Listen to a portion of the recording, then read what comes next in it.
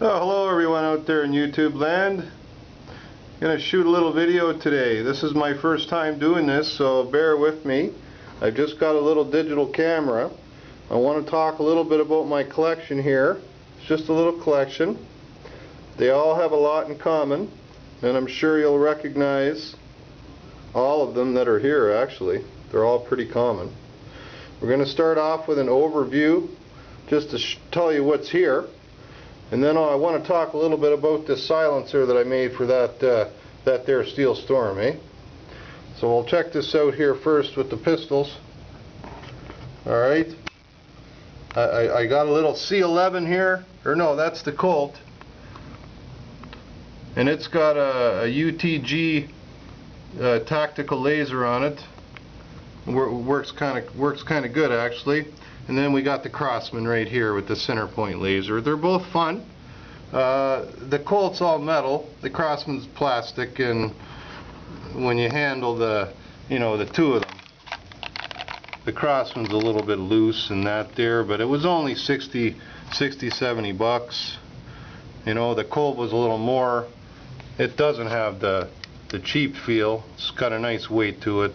The slide doesn't work on this, you know, it's just all molded in, but all you guys know that anyways. And I don't bother putting the pressure pad switch on these lasers because on a pistol it's kind of senseless. It just gets in the way, too much crap in the way. You just give it a little flick, right? And that's all it takes, right? You don't need a pressure pad, just switch her on and off. Anyways, those are the two pistols. They're a lot of fun. They both hit right around the same at about 450 FPS. Let's move on here to the Steel Storm. And there's a lot of people out there hungry for one of these silencers. They're not this one specifically, but any one that works. I couldn't find one for sale. It took me an awful long time, and I just couldn't find one that wasn't a fortune to buy. And one that was an active working silencer, not a barrel extension. I didn't really want that. And I'll talk a little bit more about this silencer a little bit later in a little bit more detail, and the mods I made on the Steel Storm. Now down we got everybody's favorite, the Uzi. You gotta love the Uzi. Flies through the gas, just flies through the gas. I love watching my 5-year-old shoot this little thing. He's got a look on his face. It paid for itself. This Uzi's paid for itself with the look on his face. Just don't rest your cheek against that stock when you got her in full auto. If you've made the mod to this one, it'll give you a little sting, because I tell you, a third of every CO2 cartridge goes into just cycling the bolt on this thing. I swear. It feels and shoots almost like a 9mm. Honestly, it's fantastic.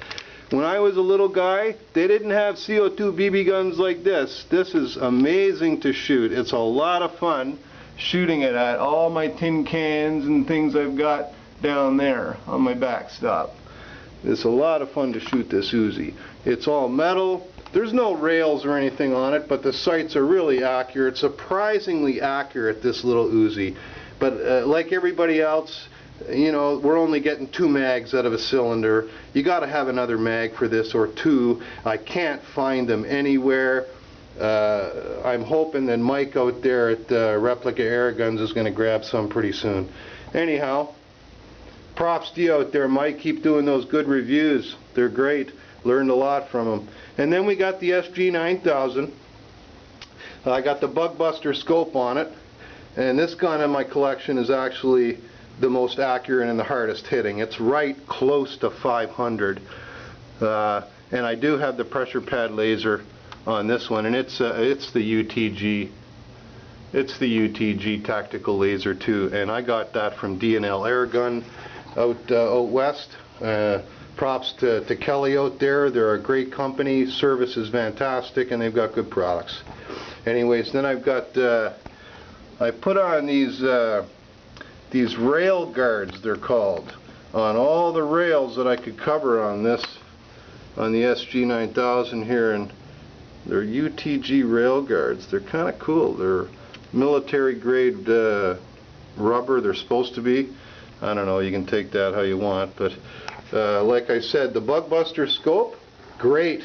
You can focus this thing in as little as 15 feet. And at full power at 15 feet with this BB shooter, I can hit a dime every time on a full cylinder for hundreds of shots. The accuracy is incredible with this little guy. Anyways, that's enough on that one. Then we got the MP5, okay, the H&K, the PDW, personal defense weapon, okay.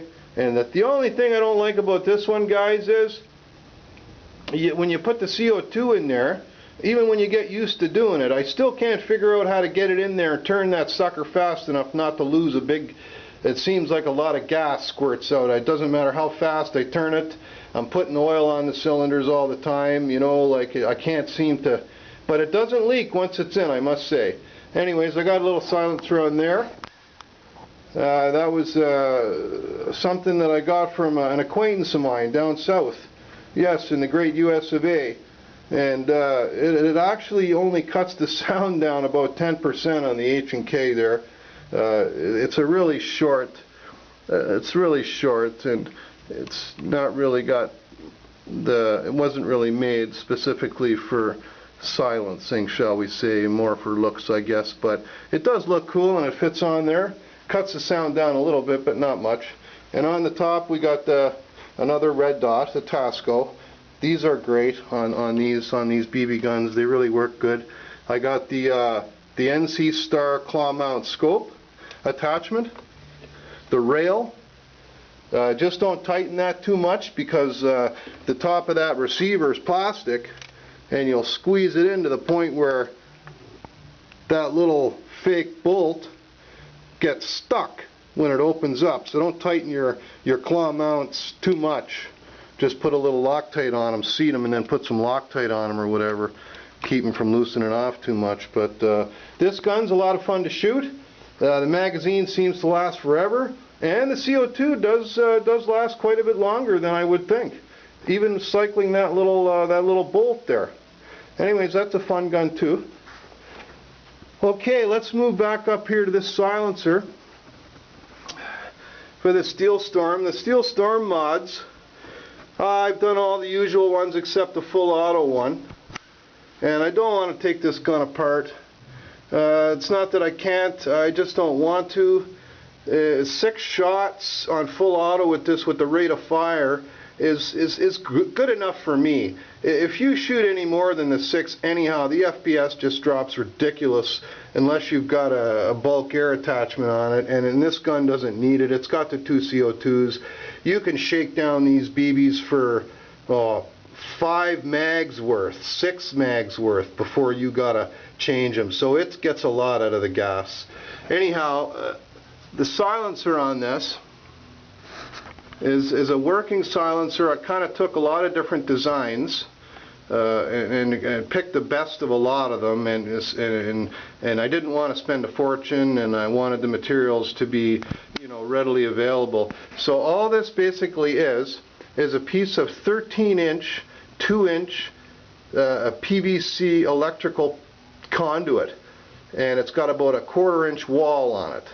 Okay, so right in the ends, for about on the end here, 1 inch, there's a hub, a piece that fits inside of this, that's got a hole in it for a tube to fit inside of it, and it runs inside the length of the silencer to another hub here. But it continues through that hub, and it fits inside the muzzle of the Steel Storm. So you're actually inside the muzzle, and the rest of that hub is then drilled out to fit on the outside of the muzzle. So now you've got inside and outside points of attachment, if you will. And then I've got the 4 1/2-inch long by number 1032 Allen key set screws that go around at your 90-degree intervals that go right to the muzzle. Okay, now that tube that runs through the middle of it, Al, this is for you. is drilled as many times as you can drill it with about a 3/16 hole all over the place. And then after you drill those holes, take it and put it in the drill press or drill and angle the drill so all your holes are at an angle, so that when the gas goes through, it wants to go out of the tube into the soundproofing material that you're going to wrap around that inner tube. Got it?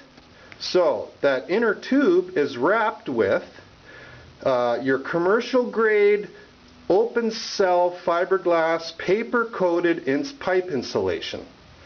This stuff was for 1/2-inch pipe. You just take the paper off of it and take as much of the insulation off of it as you have to for it to fit inside the outer tube. So you got it?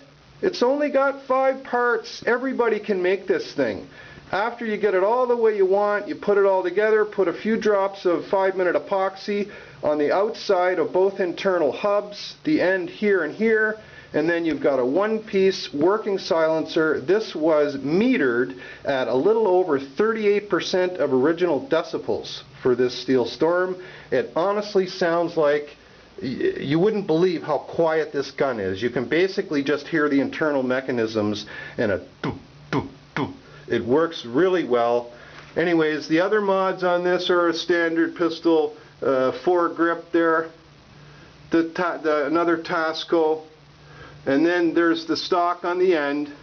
Okay, everybody wants one of these too, or a folding stock. I couldn't find a folding stock with the proper end on it that I wanted, because these are a little tricky.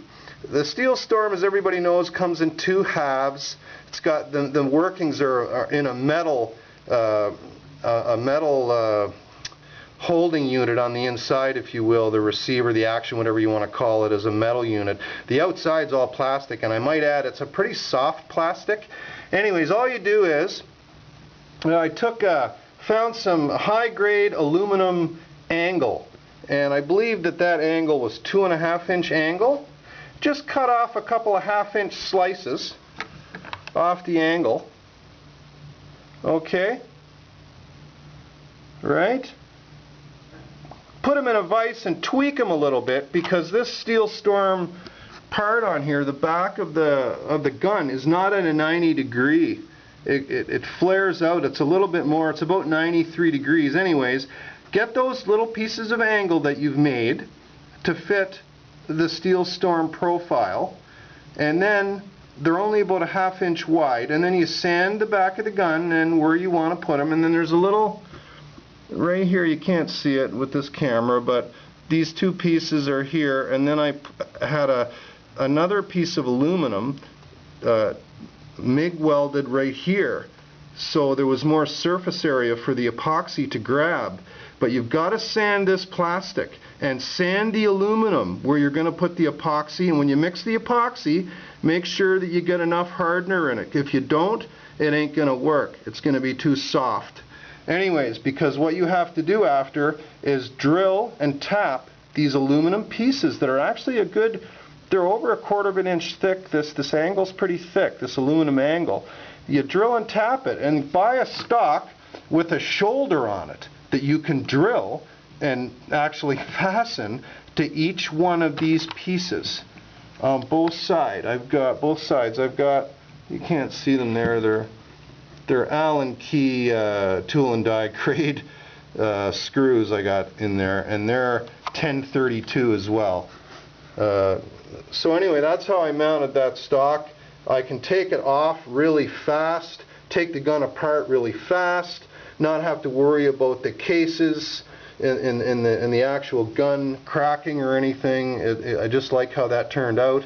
And then of course, you know, I painted them up and all that sort of thing, right? So that's what I did to the Steel Storm. Dale, Alan, I hope I've shed some light on that silencer there for you. And I'll just come over here again for a second. Those 3 little grooves in the end, they were just done on a lathe, an 1/8 inch deep by an 1/8 inch wide, and then painted red with some model paint.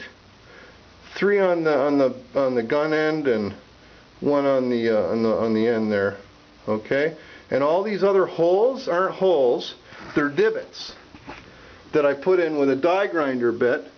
You just mark your lines, drill it with a normal bit, you know, mark them where you're going to put them, and then drill it with a normal bit about an 1/8 inch deep, and then you come back later with a die grinding bit and just put dimples in them. It's really easy to do. Anybody can do it. And then I put 2 or 3 coats of flat black paint on this, and it's just great. It really works well. It's not too heavy. It's on there really well because of how it fits into here. It's very basic. It's not complicated, and it works great. Anyway, all you guys out there in YouTube land, I hope you've bared with my my subpar photography here today. I hope I've answered a bunch of questions about these guns. They're all fun to shoot. They're all CO2.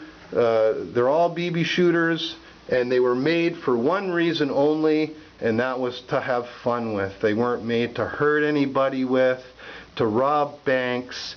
They were made to have fun with. And the reason why that is on that gun, that silencer, is so my neighbors won't get pissed off when I'm getting rid of those 4-legged little critters outside this summer. Anyways, I hope everybody enjoyed it. I hope I've answered some questions about these guns. And they're really cool and they're fun to shoot. Cheers, everybody, from up here in Canada, eh?